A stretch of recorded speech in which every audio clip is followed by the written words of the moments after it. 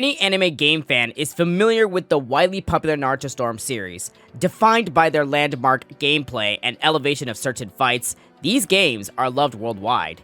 Revisiting the virtual adventure through Naruto X Boruto Ultimate Ninja Storm Connections is a surreal experience, particularly since the notion had been that the Ultimate Ninja Storm series had come to a definitive end after a number of years. Having the time to examine all of its content thoroughly, I must admit that I regret how that assumption was challenged.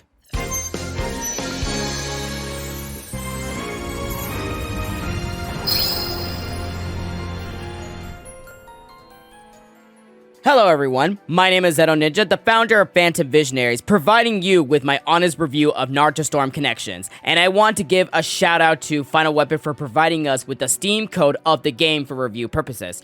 Please, be sure to go check out their website in the description below to be in the loop for their coverage of Japanese media, such as games, anime, manga, and much more.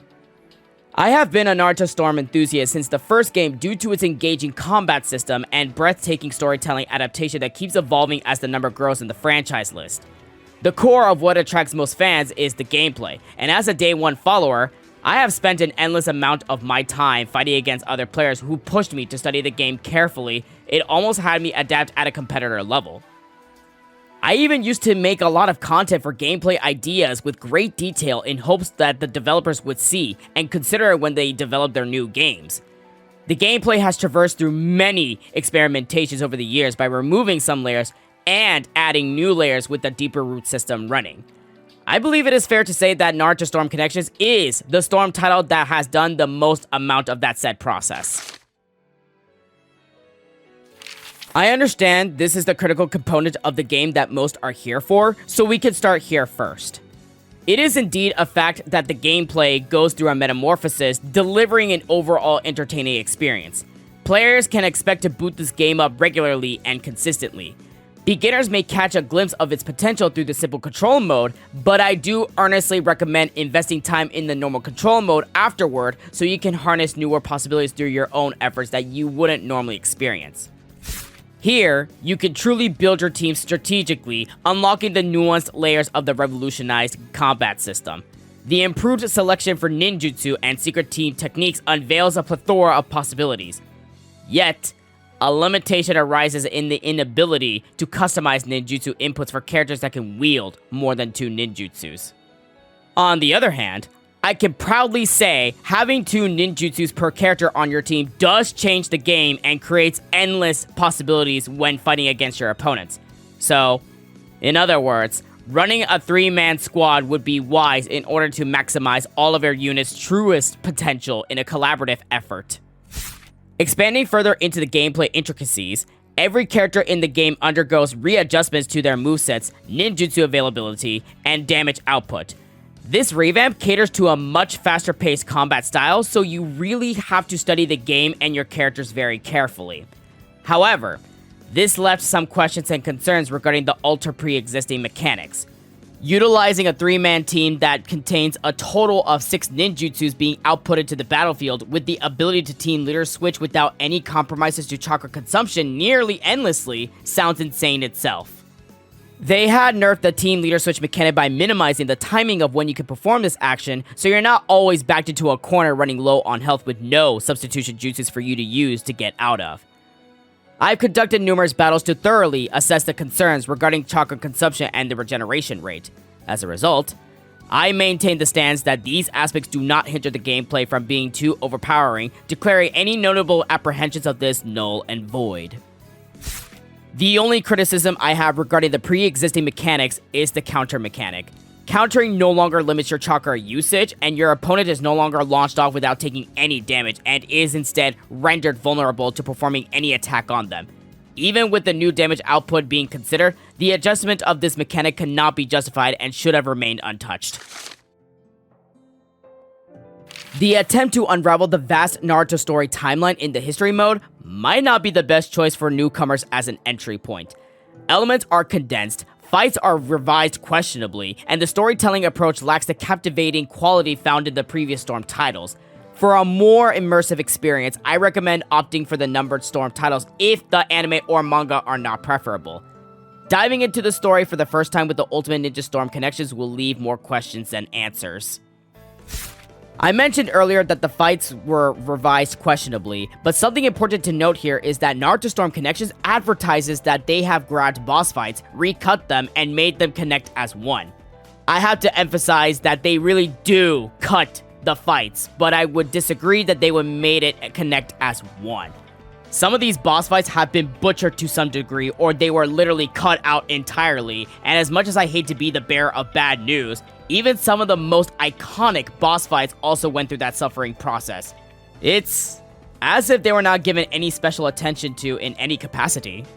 The inclusion of sub-episodes is an attempt to fill narrative voids. However, it is hindered by a text-heavy format with filter effects on top of screenshots from the anime, leading them to miss the mark in capturing the essence of iconic moments and post-event aftermaths. Even with some story events and looking over the encyclopedia that the game offers, it only solidifies how this would not appeal to the consumers. The pacing feels disconnected, and the completion time around 7 to 8 hours may not fully satisfy the narrative hunger of passionate fans. Venturing into the special story mode, the new original Boruto story raises eyebrows, with certain segments having a haste pace and story elements that are convoluted, similar to its predecessor. And as it turns out, this original story happened to be pretty short. It also takes about 7 to 8 hours to complete, so it can be done in one sitting if you happen to have the time for it. Despite knowing this, the introduction of new original Boruto characters injects vitality into the story timeline that manage to be memorable and likable. This is presented in episodic segments that are reminiscent of the side storm titles like Storm Generations and Storm Revolution. While boss fights are enjoyable in this mode, they miss the heights achieved by their canonical counterparts that you would typically expect. They do indeed take certain canon events from the main timeline for this to be formed.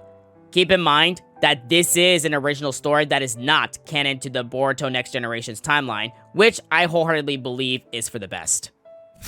With what the story presented, I do welcome the plot idea and the character motivations, but the execution to attain these goals is met by my hesitation to accept them as a whole. It mostly stems from the events of Naruto Shippuden that dragged onto the Boruto era, which makes you wonder why characters didn't take a certain route, how specific affairs are even possible that could easily be exploited, and where are the rest of the cast that could easily turn the events around with little to no effort. The special story mode only focuses on a select few characters, which, in some ways, does make a notable impression on you.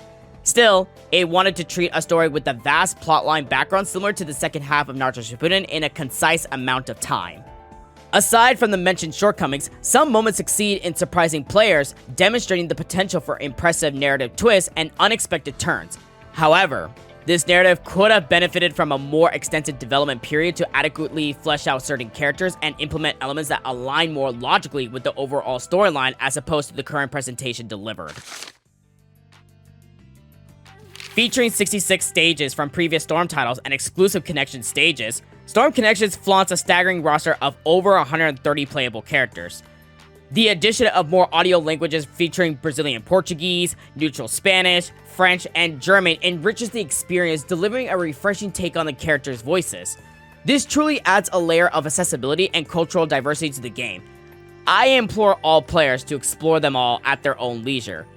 For veterans accustomed to the English dub, a noteworthy detail is the re-recording of lines by a significant portion of the pre-existing characters. You will not find the previous ones in this title. The visual graphics in Storm Connections achieved the eye-candy level reputation the previous titles had to offer. Also, it contained subtle enhancements in specific fights and moments, but because it was only for those moments, it lacked uniformity in terms of the art style that it displayed. The quality of the visual experience does not underperform. However, witnessing those moments that receive special attention, and due to newer platforms we have now that provide those possibilities, I wish the art style enhancements could be applied everywhere consistently all across the game, even if it was only subtle. The game offers an enormous amount of customization like character poses, voice lines, character skins, accessories, color swaps, even the online menu background, and more. They have put a lot more attention and care into these than ever before, so I'm fairly certain fans will appreciate this the same way as I did and would even show it off to others. Even with occasional moments of enjoyment, I am afraid to say that the $60 price tag for this newborn Storm title is confronted with much difficulty in justifying its worth.